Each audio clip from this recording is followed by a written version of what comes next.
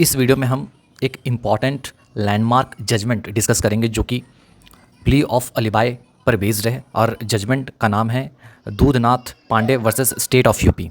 तो इस केस में क्या हुआ था ब्रीफली समझने की कोशिश करते हैं, 3 मिनट के अंदर देखेंगे कितना कवर कर पाते हैं। देखिए हुआ क्या था कि ये यूपी का केस है, ठीक है। तो उसमें एक फैमिली था, फैमिली में हस्बैंड वाइफ, उनके 2 बेटी और एक छोटा बेटा रहता है, ठीक है। और जो हस्बैंड है वो एडवोकेट रहता है बाय प्रोफेशन, और कुछ मतलब उसका डेथ हो जाता है हस्बैंड का। तो उसकी जो वाइफ रहती है वो क्या करती है ना, अपना ज़िंदगी को चलाने के लिए वो क्या करती है, मतलब अपना फर्स्ट फ्लोर को रख देती है किराए पर। फर्स्ट फ्लोर का जो किराएदार रहता है वो कौन रहता है, तुम्हारा दूधनाथ पांडे ही रहता है। तो जब ये टेनेंट बन के आता है घर, उसका एक आप ऐसा कह सकते हो कि वो पसंद करने लगता है उसकी बड़ी बेटी को, जिसका नाम रहता है रंजना, ठीक है। तो रंजना को पसंद करने लगता है और रंजना उतना उसको नोटिस नहीं करती है, बट वो उसको पसंद करने लगता है। और ये अचानक जाता है उसकी मम्मी के पास और कहता है कि सुनिए, मैं आपकी बेटी को पसंद करता हूँ और वो भी मुझे पसंद करती है। इतना कॉन्फिडेंट में बंदा, समझिए। तो उसकी मम्मी बुलाते हैं रंजना को, रंजना ये क्या बोल रहा है, ये सही है क्या? तो रंजना बोलती है नहीं, ये कौन है, मैं तो इसको ठीक से जानती भी नहीं, बस इतना जानती हूँ कि ये तो हमारे घर के ऊपर किराए पे रहता है। तो उसकी मम्मी को जैसे ही पता चलता है, तो आपको पता है कि मम्मी लोग का जो रहता है दिमाग बहुत ही तेज काम करता है। तो उनको फिर वो क्या करते हैं, उनके मम्मी उसको वहाँ से निकाल देते हैं कि जाओ भैया, हमको नहीं रखना है तुमको, हमारा घर खाली रहे, सही है। तो उसको वहाँ से भगा देते हैं, किसको, दूधनाथ पांडे को। फिर दूधनाथ पांडे क्या करता है, अब इसका ईगो हो जाता है हट। ये क्या करता है, कोर्ट में एक पेटिशन डालता है, मतलब रिट फाइल करता है कि भैया, और रिट कौन सा, हैबियस कॉर्पस का, ठीक है, कि रंजना को उसके घर वालों ने इलीगल तरीके से डिटेन करके रखा है, और इस तरीके का रिट फाइल करता है, ठीक है। जब उसका केस का हियरिंग वगैरह होता है तो पता चलता है, इसको बुलाया जाता है रंजना को। रंजना कहती है नहीं, तो मैं तो मेरे घर वाले तो, मैं अपनी मर्जी से अपने घर वालों के साथ हूँ, कौन मुझे डिटेन करके रखेगा।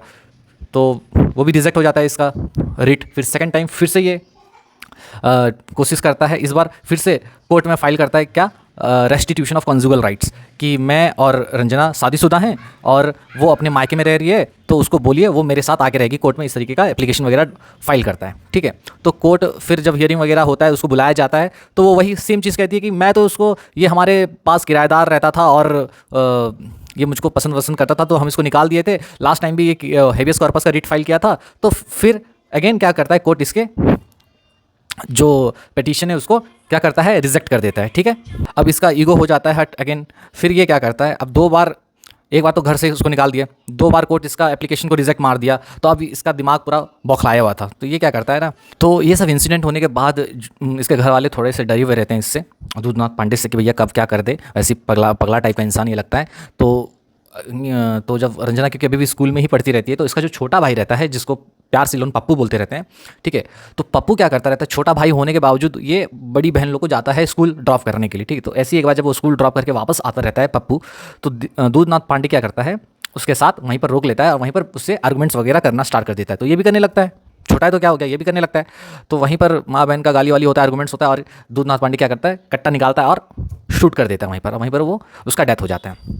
इसके बाद पता चलता है, क्योंकि रंजना पास में स्कूल में रहती है, तो पता चलता है कि उसके भाई को किसी ने गोली मार दिया है। तो उसको समझ में आ जाता है कि वही दूधनाथ पांडे ही होगा जो ये सब किया है। तो उस पर केस चलता है। तो केस जब इस पर चलता है, इस पर चार्ज लगता है मर्डर का, ठीक है। तो ये जो है बंदा, ये क्या प्ली लेता है पता है, ये प्ली लेता है प्ली ऑफ अलीबाई का, और कहता है कि जब मर्डर हुआ था मैं तो वहाँ था ही नहीं, क्योंकि मैं अपना काम कर रहा था, अपने ऑफिस में था, और ऑफिस से इसका जो, स्कूल से ऑफिस का जो डिस्टेंस था वो 5 से 10 मिनट का ही दूरी होगा। तो ये फैक्ट रहता है सामने। तो कोर्ट जब देखता है ये सब चीज़ों को, प्रीवियस कंडक्ट वगैरह देखता है, इसका मोटिव वगैरह देखता है, तो समझ में आ जाता है कि नहीं, पहले भी ये कर चुका है, 2 बार कोर्ट ने इसके पिटीशन को रिजेक्ट किया है, ठीक है। और ये जो दे रहा है प्ली ऑफ अलीबाई को, जो डिफेंस ले रहा है, वो साबित कर ही नहीं पाता, क्योंकि सुप्रीम कोर्ट का इसमें जजमेंट ये रहता है कि भैया, अगर आप प्ली ऑफ अलीबाई को ना डिफेंस की तरह यूज़ करना चाहते हो, तो सबसे पहली बात तो ये है कि आप ये प्रूफ करो कि आप क्राइम सीन पे मौजूद थे ही नहीं, आपका मौजूद होना इम्पॉसिबल था आपके लिए। You have to establish the physical impossibility at the crime scene, समझे कि नहीं। तो क्राइम सीन पे आपको आपके इम्पॉसिबिलिटी को क्या करना पड़ेगा, प्रूफ करना पड़ेगा, जो कि ये प्रूफ नहीं कर पाता, ना ही इम्प्रोबेबल प्रूफ कर पाता है। इम्पॉसिबल तो छोड़ो, ना ही इम्प्रोबेबल प्रूफ कर पाता है। तो उस ग्राउंड पे क्या होता है, इसका जो प्ली ऑफ अलीबाई को रिजेक्ट कर देता है सुप्रीम कोर्ट। और हालांकि इस केस में क्या होता है, लास्ट में जो इसका मर्डर का, आई मीन कैपिटल पनिशमेंट का सजा इसको मिला रहता है, तो सुप्रीम कोर्ट क्या करता है, उस कैपिटल पनिशमेंट को रिड्यूस करके लाइफ इंप्रिजनमेंट में कन्वर्ट कर देता है, ठीक है। तो ये था तुम्हारा केस दूधनाथ पांडे का, जो कि एक लैंडमार्क जजमेंट है। तो इस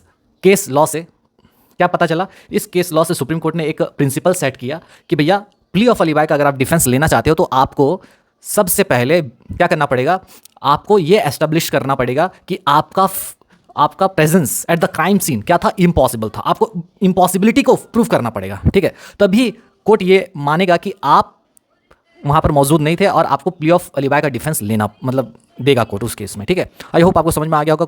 वीडियो बहुत लेंदी बन गया है, देखते हैं अपलोड हो पाता है कि नहीं शॉर्ट्स में, वरना इसको नॉर्मल वीडियो की तरह अपलोड करना पड़ेगा। चलिए मिलते हैं नेक्स्ट वीडियो में, तब तक के लिए बाय, टेक केयर। मैं हूं आपका दोस्त सैम और पढ़ते रहिए।